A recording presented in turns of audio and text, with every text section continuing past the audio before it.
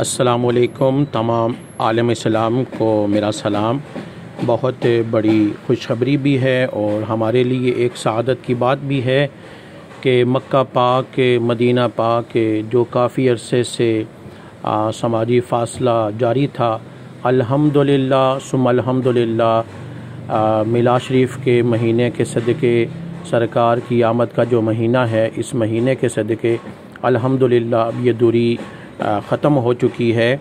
और आप देख सकते हैं 17 अक्टूबर 2021 को जब बैतुल्लाह में नमाज फ़जर अदा की गई तो समाजी फ़ासले को ख़त्म कर दिया गया है।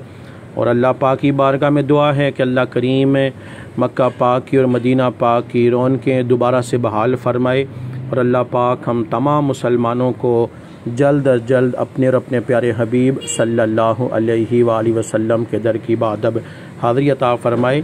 तो जो एक नमाजी और दूसरे नमाजी के दरमियान जो फ़ासला था, जो गैप था, उसको अल्हम्दुलिल्लाह ख़त्म कर दिया गया है।